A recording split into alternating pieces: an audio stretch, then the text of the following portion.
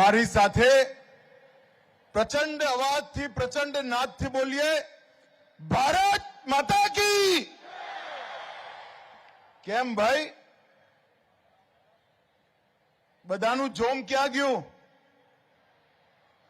1.5 મહિના સુધી રમવાનું છે. હજી રમવાનું છે ને?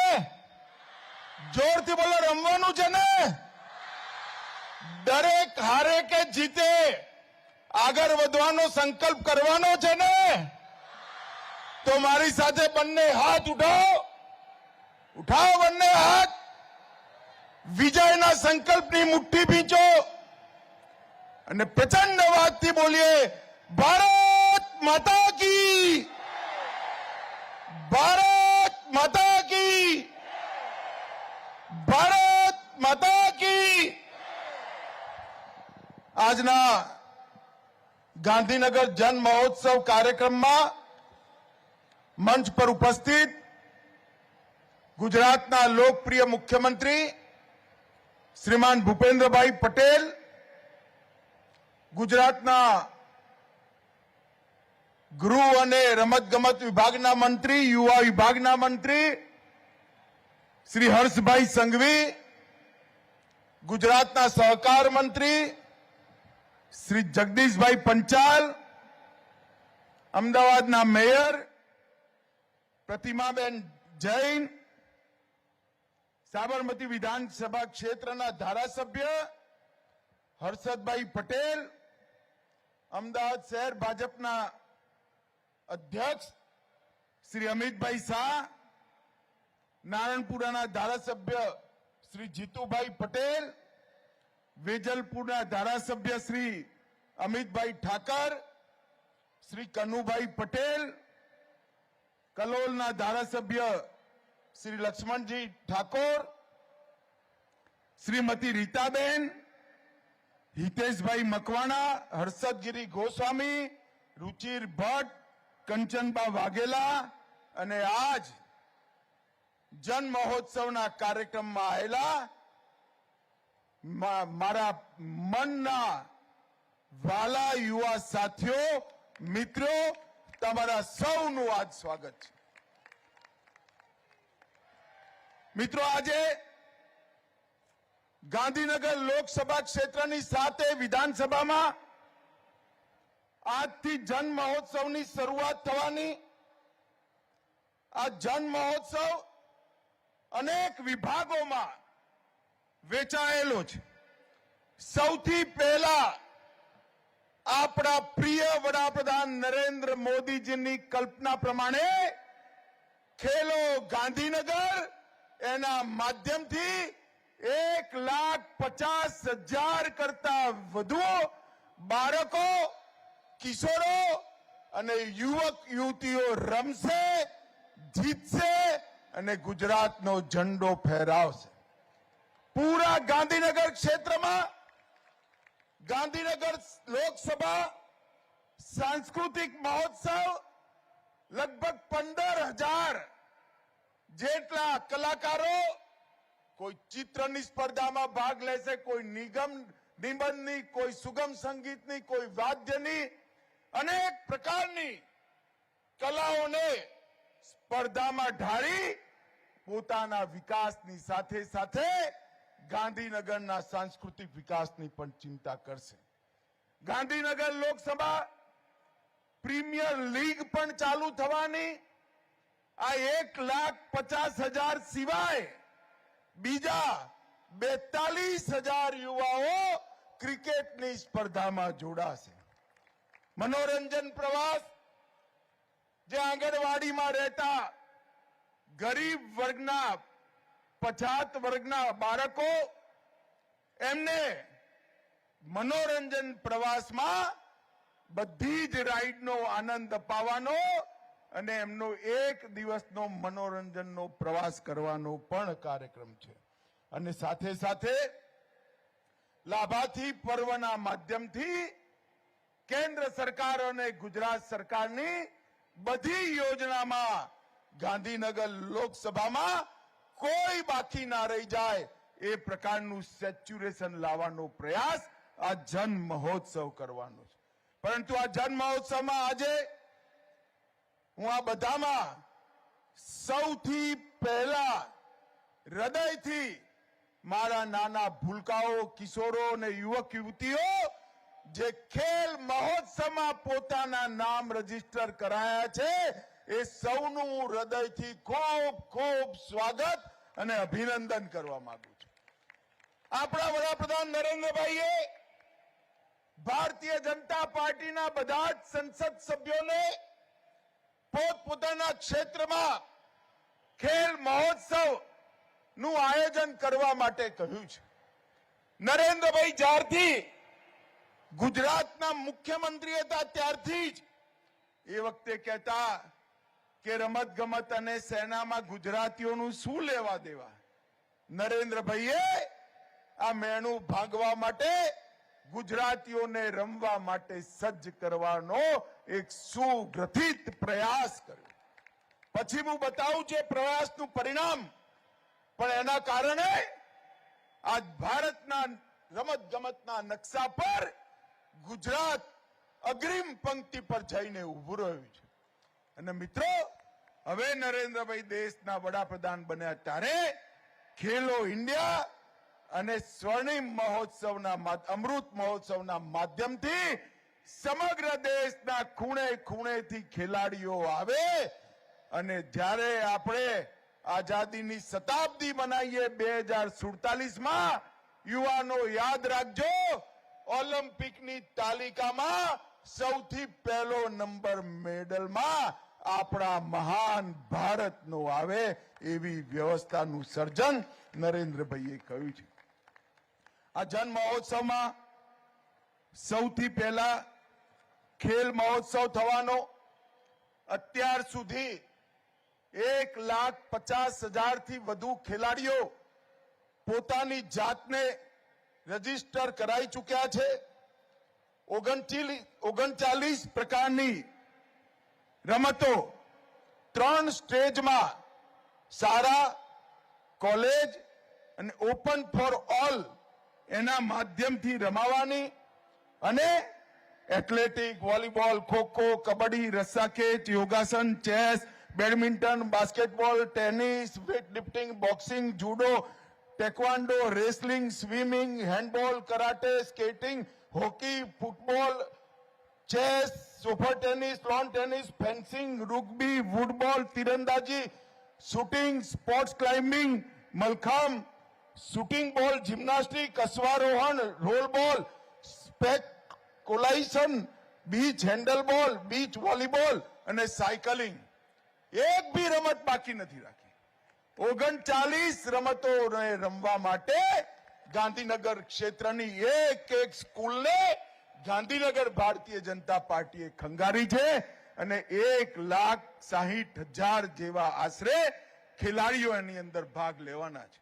મિત્રો, આજે હું તમને આ એવું ના માનતા એક કોઈ પોલિટિકલ કાર્યક્રમ છે. રાજનીતિને આની સાથે કોઈ લેવા દેવા નથી.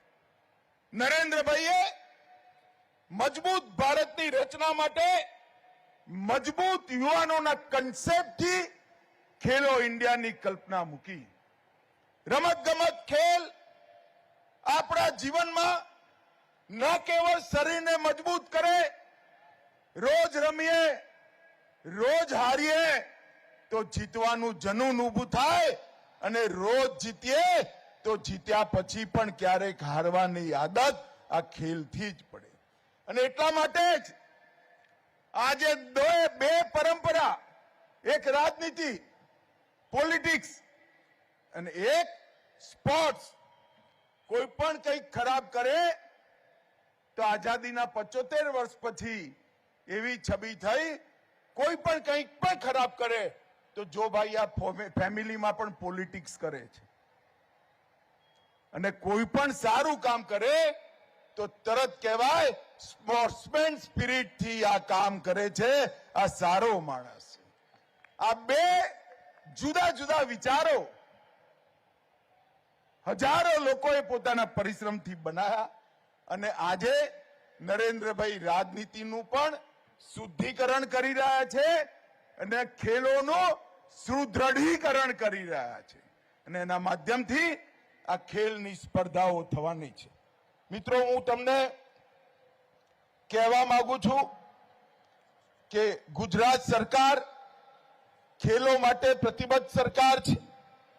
2002માં મોદીજી મુખ્યમંત્રી બન્યા ત્યારે ગુજરાત સરકારના ખેલોનું બજેટ 2.5 કરોડ રૂપિયા હતું, સિર્ફ 2.5 કરોડ.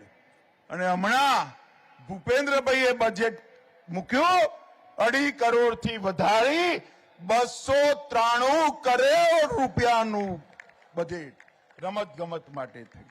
2006માં શક્તિદૂત યોજના ચાલુ થઈ, ઉત્કૃષ્ટતાના કેન્દ્રો સ્થાપિત થયા, પ્રતિભાના આઈડેન્ટિફિકેશનની સ્પર્ધા થઈ, જિલ્લા સ્તરીય ખેલ વિદ્યાલયની યોજના શરૂ થઈ અને 36મો રાષ્ટ્રીય ખેલ મહોત્સવ ગુજરાતમાં આયોજિત કરવામાં આવ્યો. અને એ વખતે ગુજરાતમાં ખાલી 3 જ ખેલ પરિસર હતા. આજે 22 જિલ્લામાં સંપૂર્ણ સુવિધાયુક્ત 24 ખેલ પરિસર ગુજરાતમાં બનાવવાનું કામ ભારતીય જનતા પાર્ટીની સરકારે કર્યું.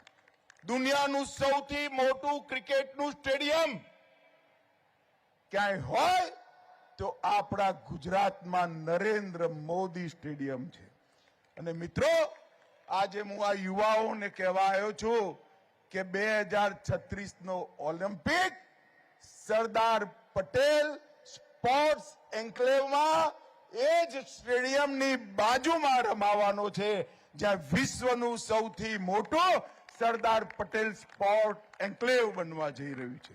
મિત્રો, 4600 કરોડ રૂપિયા સરદાર પટેલ સ્પોર્ટ્સ એન્ક્લેવ માટે, 600 કરોડ રૂપિયા નાનપુરા સ્પોર્ટ કોમ્પ્લેક્સ માટે, અને આ પોતાની જાતમાં સમગ્ર ભારતનું સૌથી મોટું સ્પોર્ટ્સ કોમ્પ્લેક્સ બનશે. ગાંધીનગર સાંસ્કૃતિક કેન્દ્રમાં પણ મહોત્સવમાં પણ 15,000 રજીસ્ટ્રેશન આવ્યા છે. 20 પ્રકારની સાંસ્કૃતિક સ્પર્ધાઓ, લોકનૃત્ય, લોકગીત, ચિત્રકલા, વેસ્ટમાંથી બેસ્ટ, રંગોળી, ક્વિઝ, વક્તૃત્વ, નિબંધ લેખન, કવિતા પાઠન, મોબાઈલ ફોટોગ્રાફી, નાટક, શેરી નાટક, ડિબેટ, કવિતા લેખન, વાદ્ય, ગીત, પશ્ચિમી નૃત્ય, શાસ્ત્રીય નૃત્ય, અનેક પ્રકારની કલાઓને પ્રદર્શિત કરવાનો ત્યાં આગળ સૌને મોકો મળવાનો છે.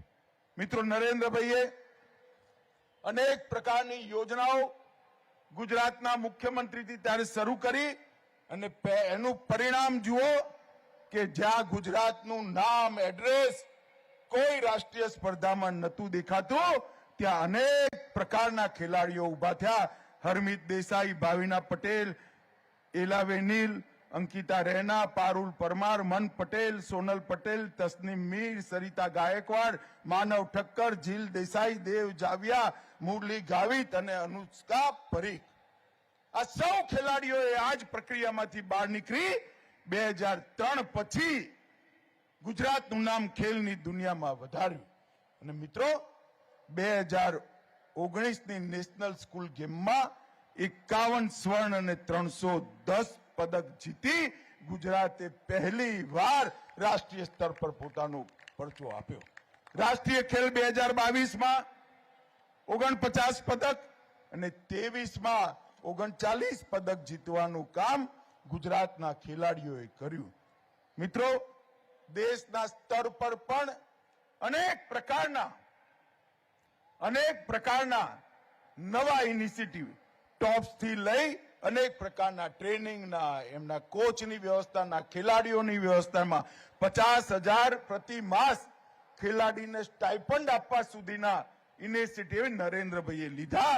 અને એના પરિણામે લગભગ 125 ખેલાડીઓ કોર ક્ષેત્રમાં અને ડેવલપમેન્ટલ ક્ષેત્રમાં 157 ખેલાડીઓ આજ ઓલિમ્પિકની તૈયારી કરી રહ્યા છે, જે ભવિષ્યમાં ભારતની જોડી સુવર્ણ પદકોથી ભરશે એની મને પૂરી શ્રદ્ધા છે. આજ મારી સામે જે યુવાઓ બેઠા છે એમને હું કહેવા માંગુ છું, જીવન, આપણા બધાનું જીવન અનેક પ્રકારની ઊંચાઈઓ, નીચાઈઓ, ખાડા ટેકરાથી ભરેલું હોય. આ ઊંચાઈ, નીચાઈ, ખાડા ટેકરા સફળતાપૂર્વક જો પાર કરવા હોય, જીવનમાં કોઈ પણ ક્ષેત્રમાં સફળ વ્યક્તિ બનવું હોય તો હારવાની આદત પણ નાખવી પડે અને જીતવાનું જનૂન પણ ઊભું કરવું પડે. તમે બધા અહીંયા બેઠેલા હજારો ખેલાડીઓ રમવાના છો. હારવાથી નિરાશ ન થતા અને જીતવાથી અહંકારી ના થતા, પૂર્ણ વિરામ ના માનતા, નેશનલ જીતવી, કોમનવેલ્થ જીતવી અને અંતે ઓલિમ્પિકનો મેડલ ભારત માતાના નામે કરવા સુધીનું તમારું લક્ષ્ય રાખવાનું તમારું ધ્યેય હોવું જોઈએ. મિત્રો, મોદી સાહેબે સમગ્ર દેશના અનેક ખેલાડીઓને પ્રોત્સાહન આપ્યું છે. જ્યારે અમારા સાથીઓ સાથે, ધારાસભ્યો, સંગઠનના લોકો અને મારી સાથે જોડાયેલી મારી ઓફિસની ટીમ આનું આયોજન કરતી હતી, ત્યારે અમે કલ્પના કરી હતી કે ગુજરાતમાં એક લોકસભામાં રમવા વાળા 30,000 લોકો મળશે. આજે મને આનંદ છે કે 1,60,000 નું રજીસ્ટ્રેશન આજ બપોરે 4 વાગે પૂરું થયું. એક લોકસભા ક્ષેત્રમાં 1,60,000 બાળકો, યુવાઓ, કિશોરો રમવાનો સંકલ્પ કરે, જીતવાનો સંકલ્પ કરે. એ જ બતાવે છે કે 2047માં નરેન્દ્રભાઈની કલ્પના વાળું મહાન ભારત બનતા કોઈ ના રોકી શકે. આવનારો સમય ભારતનો સમય છે અને આ જ વિશ્વાસ સાથે યુવાઓ, ચાહે કલાકાર હોય, ચાહે ખેલાડી હોય, ચાહે સમાજ સેવાના ક્ષેત્રમાં કામ કરવા માટે આગળ આવેલા યુવાઓ હોય, બધાએ આ જ લક્ષ્ય સાથે આગળ વધવું જોઈએ. આજે આટલી મોટી સંખ્યામાં તમે આના ઉદ્ઘાટનમાં આવ્યા છો. તમારી સ્પર્ધા ચાલતી હશે ત્યારે અનેક વાર હું ઓનલાઈન દિલ્હીથી તમારી સાથે જોડાવાનો છું, તમને જોવાનો છું અને જે જીતશે અને જે હારશે બંનેને શાબાશી પણ આપવાનો છું. મિત્રો, મનથી રમજો, હાર જીતને ગળે ના લગાડતા, સ્કિલને ગળે લગાડજો અને આગળ વધવાનો કોઈ પૂર્ણ વિરામ નથી હોતું, કોઈ ફૂલ સ્ટોપ નથી હોતું. દરેક મુકામથી આગળ એક મુકામ હોય છે. એવું લક્ષ્ય રહી આગળ વધજો. મારી આપ સૌને ખૂબ ખૂબ શુભકામનાઓ. અત્યારે કેટલાક ખેલાડીઓનું કરતબ જોવાનું છે. આપણા પ્રતીકને તમારા બધાની વચ્ચે નિશાન લઈને મોકલવાનો છે. તમારે સૌએ જીગરનું સન્માન કરવાનું છે. એટલે બધા પોતાની જગ્યાએ ધીરજ રાખી બેસજો. થોડું મોડું થયું છે પણ જિંદગીમાં નવી શરૂઆત આજે થાય એવો શુભ દિન છે. ધીરજ રાખી પૂરા કાર્યક્રમમાં બેસજો. એ જ વિનંતી. મારી સાથે ફરી એકવાર દરેક રમત જીતવાના જોમના ઉત્સાહ સાથે બંને હાથ ઉઠાવો.